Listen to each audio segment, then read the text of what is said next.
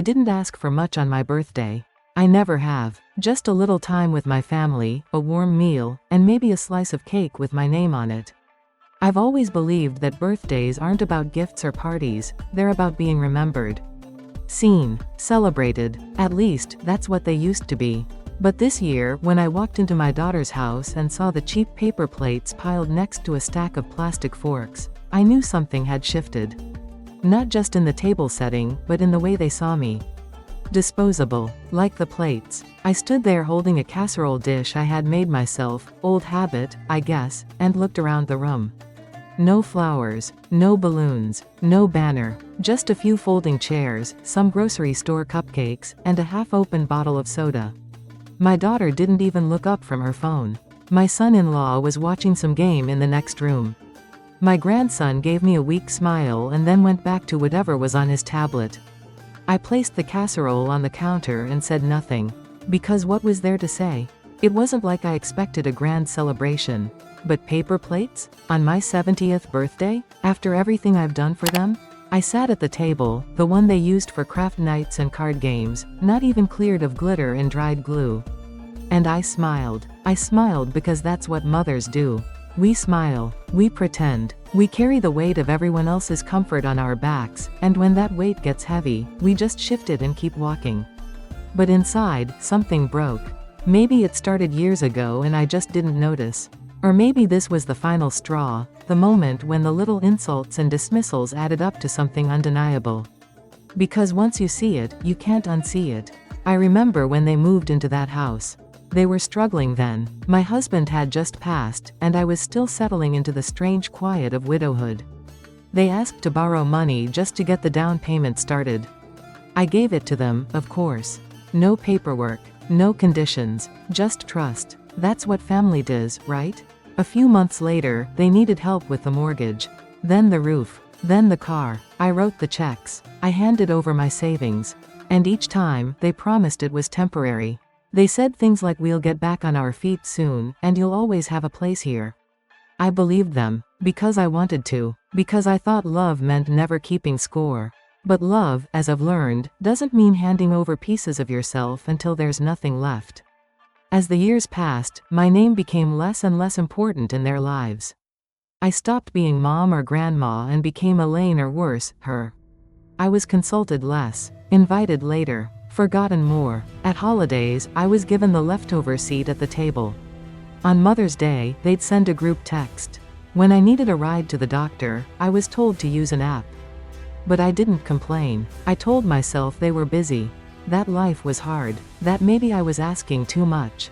Until that birthday. Until I realized that the woman who gave up her retirement to keep their roof over their heads wasn't even worth real plates.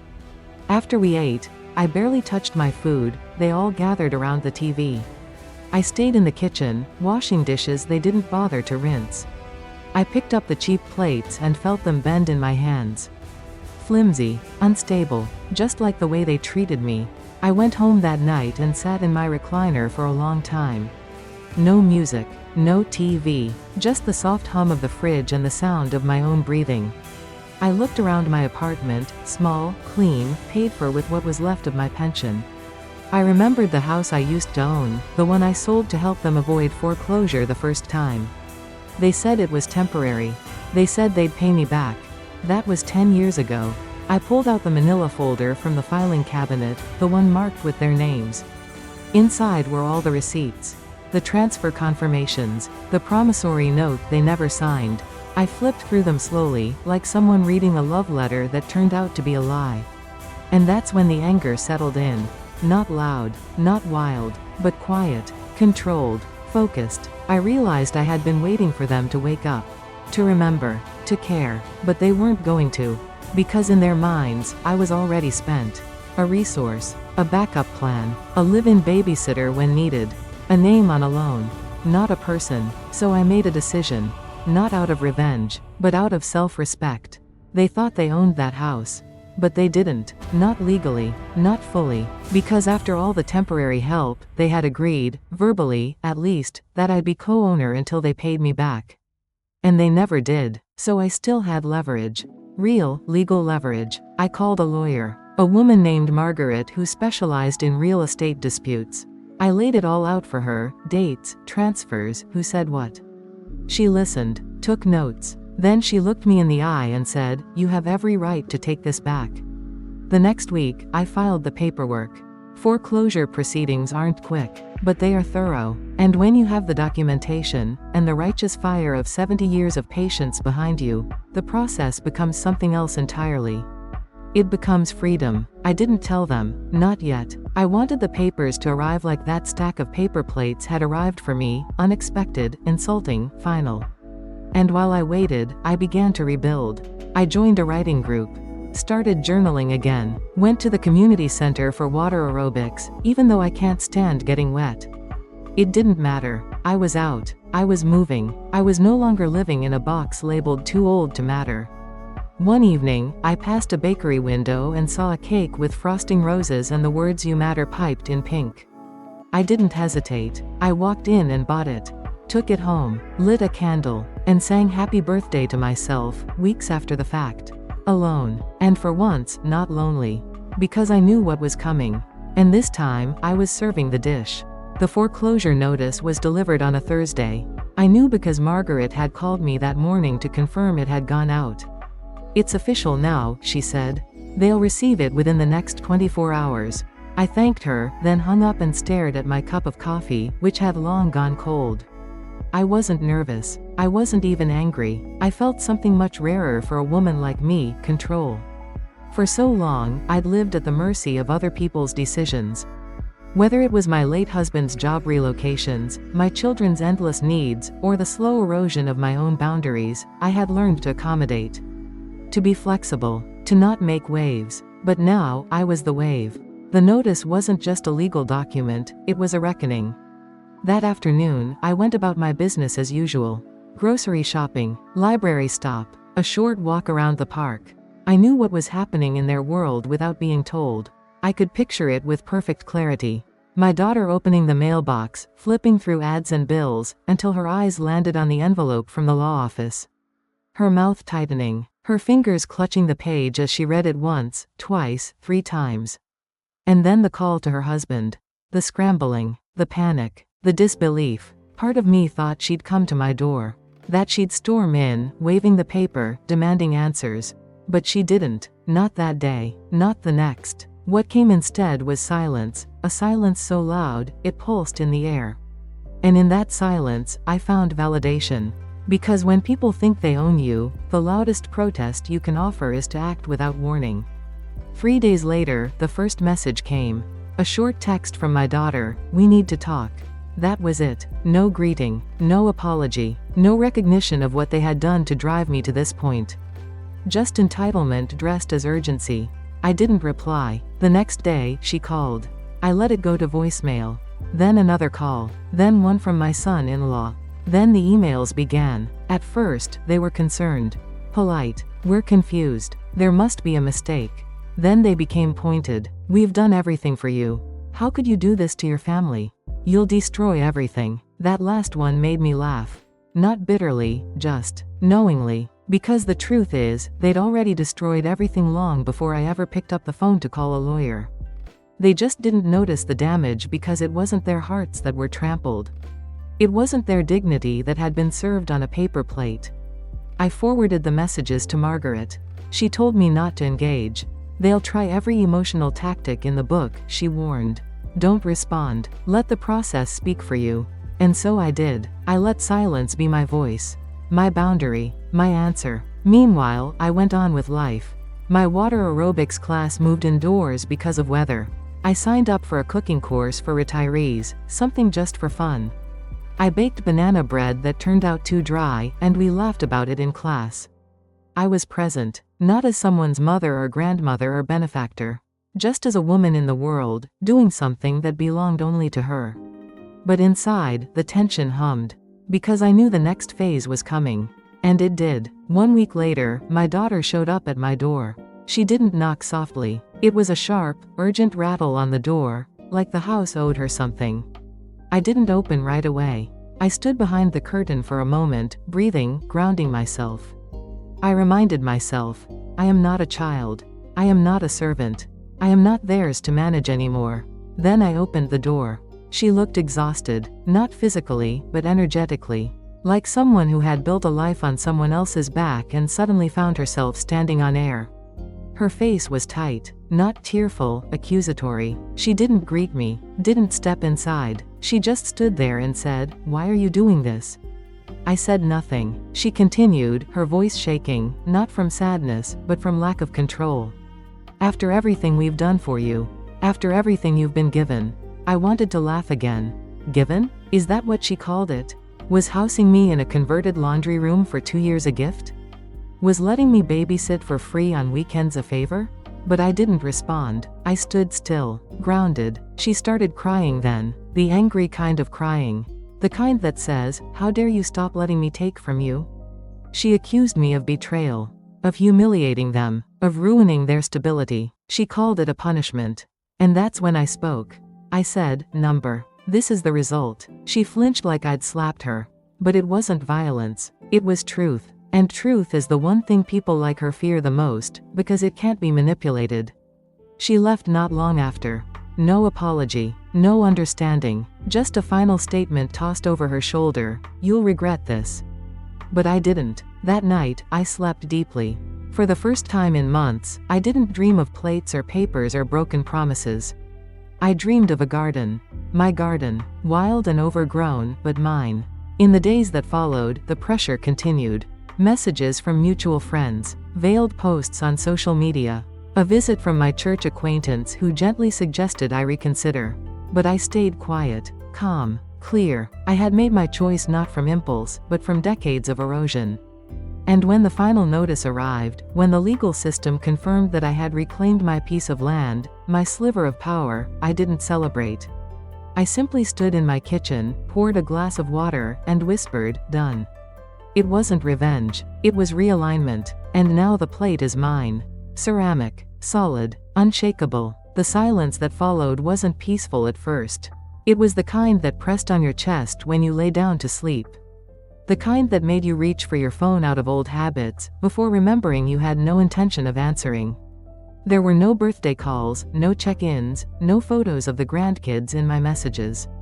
It felt like winter in a house with no heat, not deadly, but constant. And yet, I didn't crumble. Instead, I leaned into the discomfort. I let it wash over me. I sat with the ache of no longer being needed, of no longer being included, and realized something that shook me to my core. I had built my entire identity around being useful to people who only valued me when they needed something. Once the giving stopped, so did their love.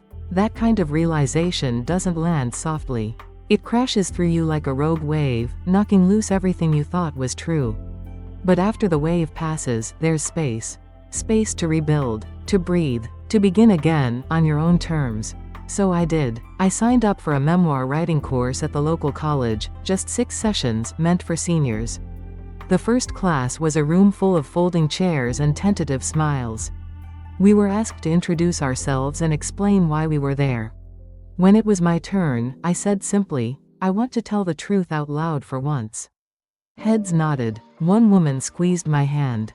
I started writing every morning. Not just the big events, the foreclosure, the betrayals, but the quiet moments I used to overlook. The way my daughter's voice used to tighten when I asked to stay for dinner. The way they rolled their eyes when I brought a homemade dish to a barbecue. The little jabs that add up over time until you no longer feel welcome in a space you helped build. Putting it all on paper didn't make me feel bitter. It made me feel real. Like my life had weight. Substance. That I hadn't imagined the neglect. That I wasn't just being too sensitive, like they so often told me. Meanwhile, word got around. I live in a small town, and people talk. Some were subtle, tight smiles at the grocery store, long pauses in conversation. Others were bolder. One neighbor said, "I heard what happened with your daughter. That's heavy." I just nodded. I didn't explain. I didn't defend myself. I had spent too many years narrating my own intentions to people who had already made up their minds. I was done justifying my survival. But there were also unexpected sources of support.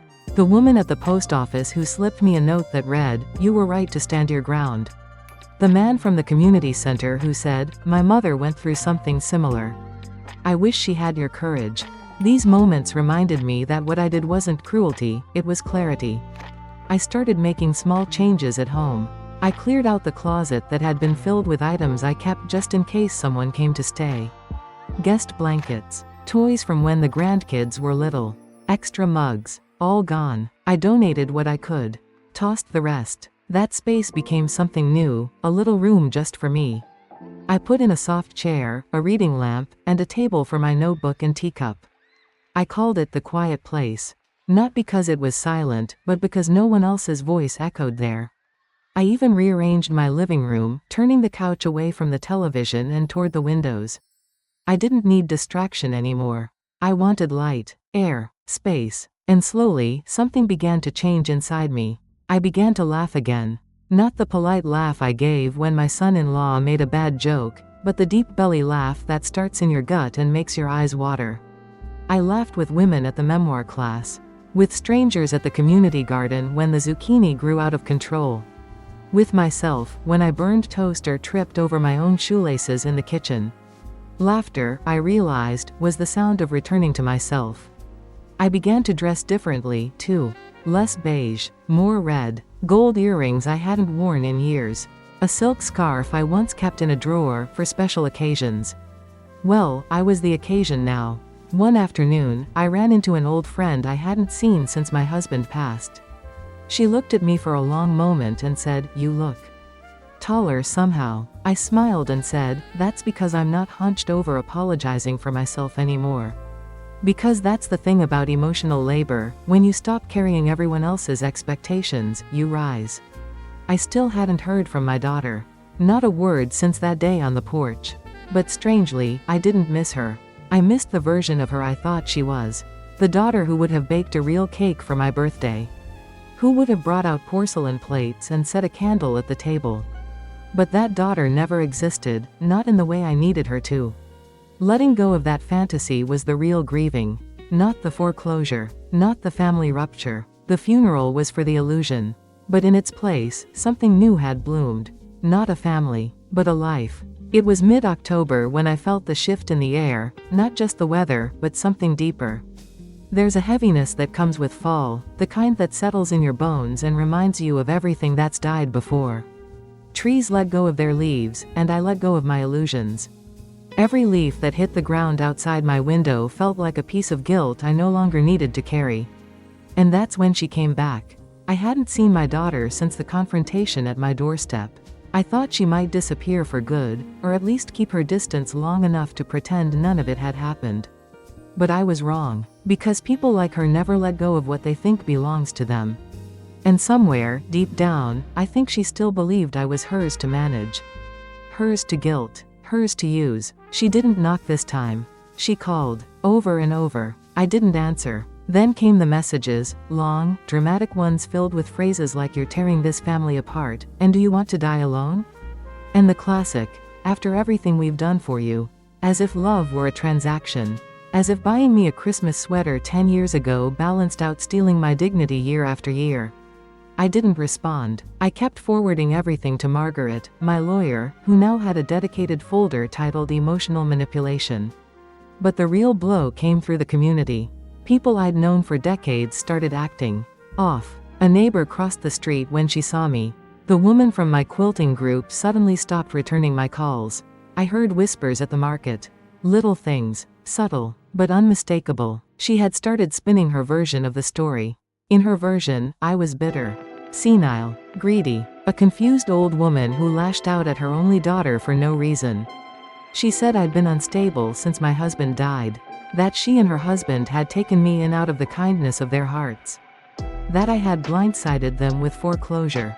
I knew it would come. Margaret had warned me. When they lose legal control, they try to reclaim social control.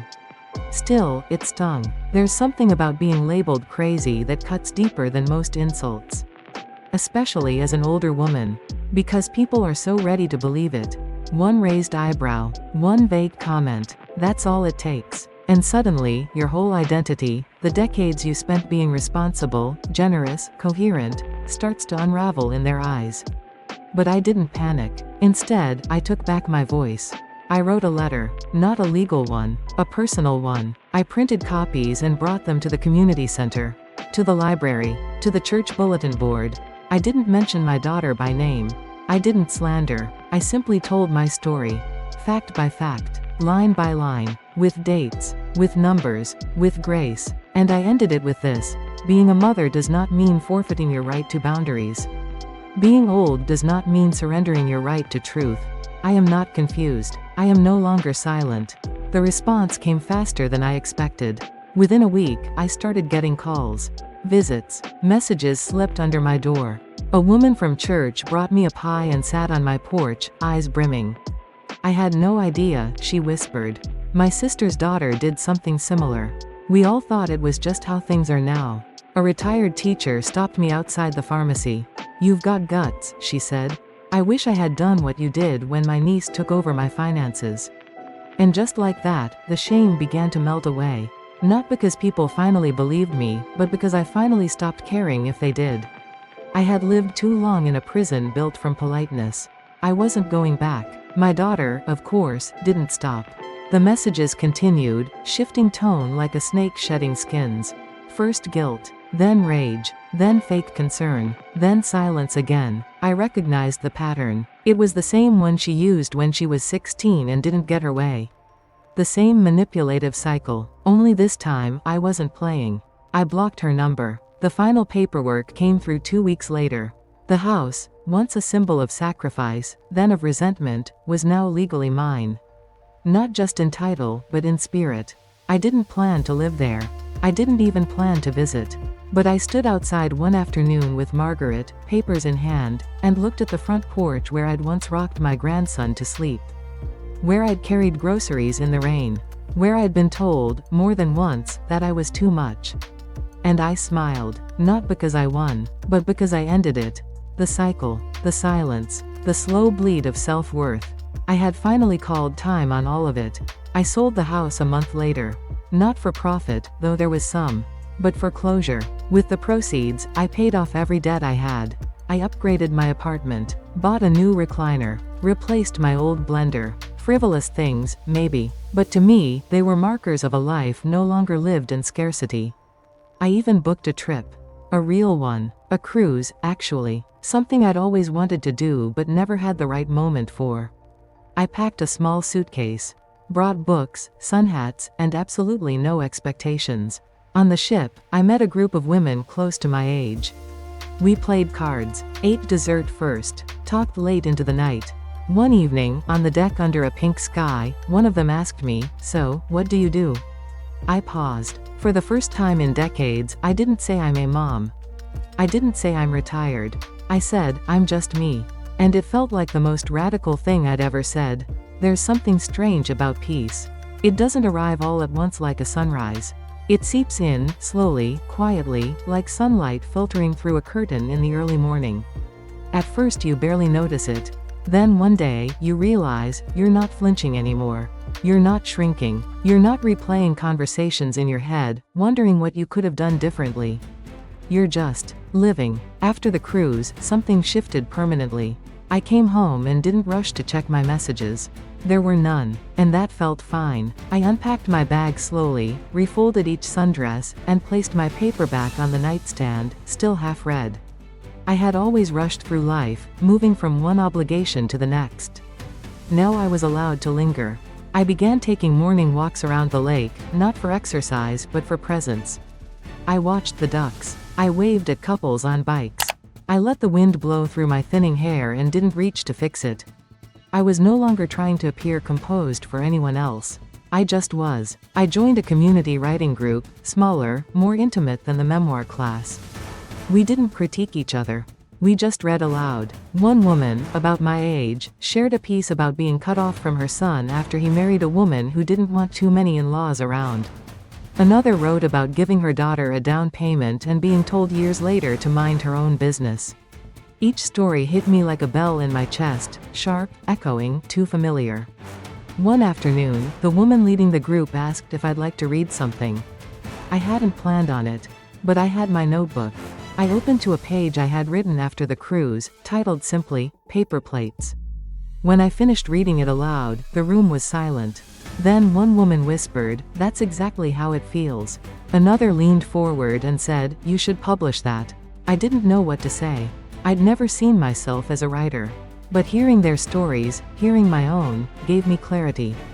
We weren't isolated events. We were a pattern, a generation of women told to serve, to give, to endure. And when we finally said no, we were branded as difficult, bitter, disposable. But we were never disposable. We were just quiet, until we weren't. That night, I went home and lit a candle in the living room. I sat with my notebook, but didn't write. I just stared at the flickering flame and thought about all the versions of me I had shed to become this woman. The young bride who whispered her opinions instead of speaking them. The mother who skipped meals to make sure her kids had enough. The widow who sold her home so her daughter wouldn't lose hers. The grandmother who sat quietly at folding tables, smiling through thin paper plates. Each version had served a purpose. But each one had also bent a little more, chipped a little deeper, until there was almost nothing left of the original shape. Now I was carving something new. I started hosting a small group at my place every Thursday. Not a formal support group. Just tea and chairs and space to talk. Women from all walks of life. Some divorced, some widowed, some estranged from their children, some still trying to make it work. We didn't offer advice. We offered presence. And in that presence, I saw something I never expected, dignity returning to faces that had forgotten what it looked like. One woman said, "I gave my son my car so he could get to work. He never brought it back." Another said, "My daughter told me I was lucky she let me live with them at all." Another whispered, "I haven't spoken to my own mother in 20 years because I believed everything my husband said about her. I'm starting to think he was wrong." These weren't just stories. They were survival manuals, warnings, mirrors, and the more we shared, the more we began to reclaim. I started keeping a list on my fridge. Not of groceries, but of things I'd stopped apologizing for, saying no, resting, asking questions, wanting kindness, letting go of people who only love the version of me that serves them. That list got longer every week. I also began writing an essay for a local publication, an op-ed, really. About elder financial abuse, emotional coercion, and the myth of the ungrateful mother. Margaret helped me with the legal language, but the voice was all mine. Clear, firm, personal. When it was published, I received over 100 letters. Some from women, some from adult children realizing, too late, that they'd taken too much. One letter stood out. It was from a woman who said, "I didn't leave my mother at the airport. But I left her in the waiting room of my life. I'm going to call her today." That made me cry, because for all the pain I had endured, if my story helped even one woman feel seen, or one child make a better choice, it wasn't in vain. That's the thing about healing, it doesn't erase what happened. It just gives it meaning. And I had found mine. I had just returned from the market with a basket full of autumn squash when I found the envelope. No postage, just my name in handwriting I hadn't seen in months. Tucked beneath my doormat like a secret trying to look casual. I stood there for a long moment, groceries still hanging from my wrist, the crisp edge of the envelope brushing against my fingers. Then I took a breath, walked inside, and placed it on the table without opening it. I knew who it was from. And I knew what it would contain. Maybe a letter, maybe a plea, maybe some cleverly disguised attempt to crawl back into my good graces under the pretense of healing. That was her pattern: hurt, retreat, reframe, return, like a tide that only came in when she wanted something. I made tea, put away the squash, lit a candle. Only then did I sit down and open it. It was a card, the kind you buy at the last minute in a pharmacy aisle. On the front was a watercolor tree with the words "Family is everything." Inside, a short message in that sharp, efficient pen of hers. "I know things have been tense. I think we've all said things we didn't mean. But family should stick together. Maybe we can talk. Love, Claire." No apology, no acknowledgement, just an attempt to smooth over months, no, years, of dismissal and manipulation with a generic quote and a lukewarm suggestion. I didn't respond, not because I was angry, but because I wasn't. And that's how I knew I'd changed. In the past, I would have called a friend, agonized over every word, reread the card a dozen times looking for hidden meaning. I would have asked myself if maybe I'd been too harsh, if maybe I owed it to her to reach back. That's what mothers do, right? Reach back, even when they're drowning. But not anymore. Now I understood that silence wasn't the absence of love. Sometimes it was the fullest expression of it. The love I now gave, to myself. The card stayed on the table for a week. Not because I was unsure, but because it reminded me that I had finally stopped being pulled into the vortex of someone else's narrative. I was no longer the supporting character in a story I didn't write. I was the author now. And I had turned the page. A few days later, I saw her. Not in person, but across the street at the pharmacy. She was standing by the window, talking to someone. Laughing, not the carefree kind of laugh. The tight kind, like armor. She didn't see me, or maybe she did and chose not to. Either way, I didn't cross the street. I watched for a moment, then walked on. Because I owed her nothing. Not a confrontation, not a gesture, not even a glance. The old me would have stood there, heart pounding, rehearsing explanations in her head, wondering if this was the moment we'd make things right. But things don't always need to be made right. Sometimes they just need to be laid to rest. Later that week, a mutual acquaintance stopped me at the post office. She had that look, the one people wear when they're about to deliver unsolicited advice wrapped in concern. "She's really struggling," the woman said. "She misses you." I nodded. "That's unfortunate." She blinked. "Don't you want to at least hear her out?" I smiled, softly. I did. For 20 years. I'm listening to myself now. The woman didn't know what to say. Most people don't when the script gets flipped. When the expected response doesn't come. When the mother doesn't bend, doesn't soothe, doesn't sacrifice. They call it cold. I call it healed. That evening, I sat down at my desk and began drafting a new essay, this one for a national online magazine that featured stories by older women. The title came to me instantly, the day I stopped being the good mother and started being myself. I wrote about the paper plates. About the foreclosure. About the birthday that opened my eyes. But more than that, I wrote about the quiet horror of being slowly erased by the people you raised. The way they shift from gratitude to expectation. From inclusion to inconvenience. How you start as the sun they orbit around, and end as a shadow in the corner of their convenience. I submitted it. 2 weeks later, it was published. The response was staggering. Emails poured in. Hundreds of comments. Women from everywhere. Some in their 50s. Some in their 80s. Some with tears in their eyes and grandkids at their feet. Some completely alone. But all of them saying the same thing. I thought it was just me. And with every message, I felt a piece of myself returning. Not the past version, desperate to belong. But the new one, solid, clear, unapologetically whole. I never imagined I'd become a woman other women wrote to for advice. For comfort. For courage. But that's exactly what happened after my story went live. The email inbox I had created just to register for newsletters was suddenly flooded. Some wrote entire life stories. Some only managed a few words. "Thank you. I feel seen." I tried to respond to as many as I could. Not with solutions, I didn't have any, but with truth. With presence. I didn't say, "It gets better." I said, "You're not crazy. You're not alone." There's something sacred about being believed. I had gone through so much of my life doubting myself. When my husband forgot our anniversary 3 years in a row and told me I was too sensitive. When my daughter accused me of being overdramatic because I cried after being excluded from a holiday dinner. When I try to speak, only to be met with sighs and eye rolls and "Can we not do this right now?" Over time, I internalized it. I became the silent woman in the corner, afraid that any display of emotion would be weaponized against me. But now I was being heard, not in the chaotic noise of conflict, but in the stillness of understanding. And in that quiet space, I began to heal in ways I didn't know I still needed to. One day, I received a letter in the mail, an actual handwritten one, from a woman named Gloria, 73 years old. She wrote, "My children put me in the garage. Literally. They renovated it and said it was my little suite. No windows, no insulation, but I smiled and thanked them. For 3 years. Then I read your story and realized I wasn't ungrateful.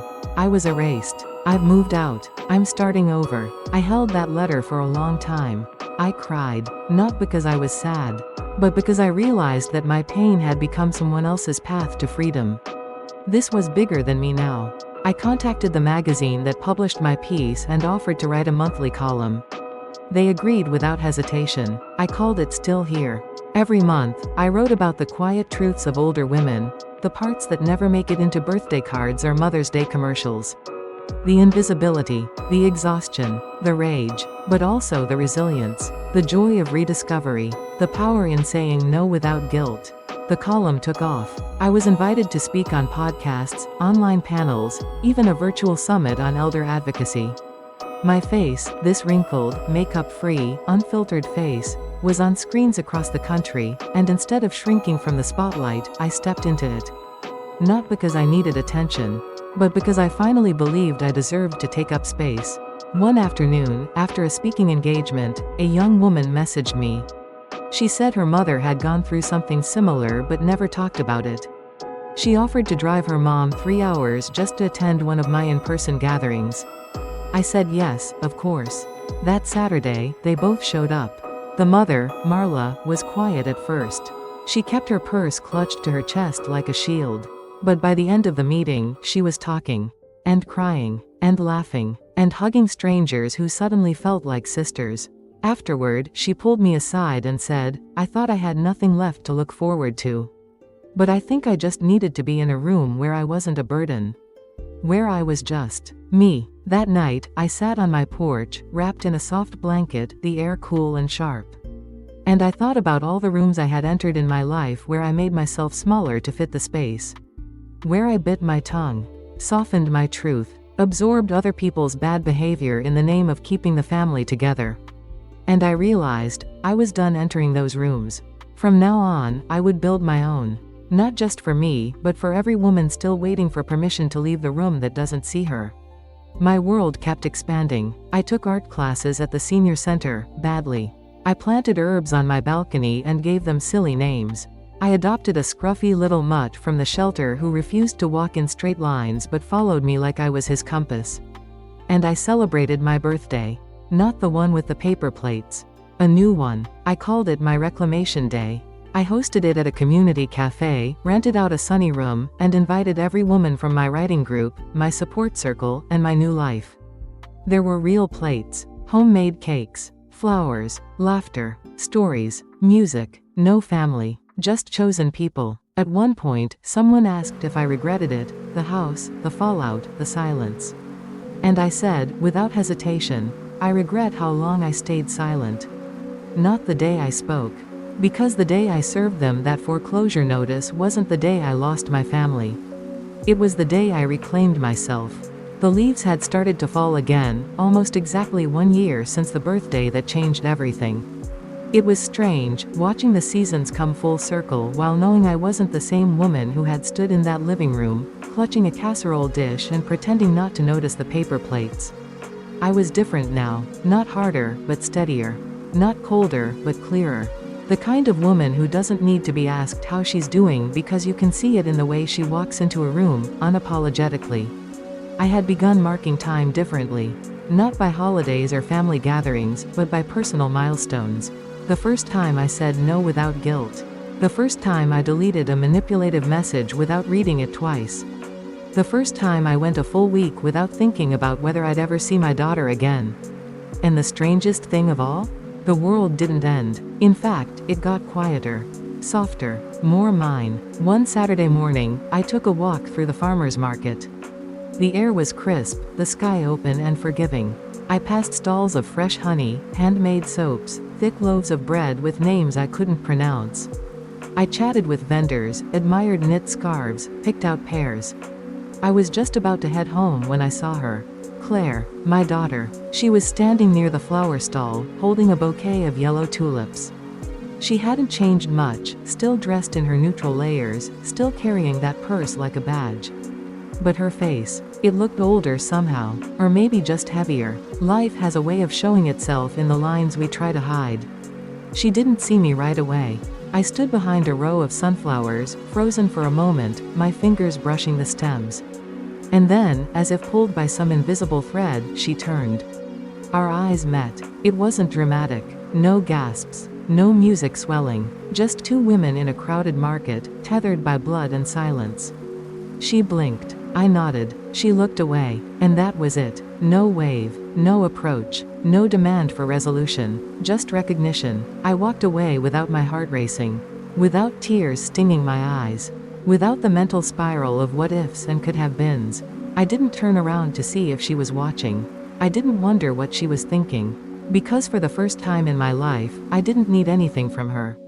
That night, I wrote in my journal, I used to believe closure required a conversation, that healing needed a reunion. But now I know, peace arrives when you no longer need their permission to move on. A few days later, I was invited to speak at a conference on elder rights and financial boundaries.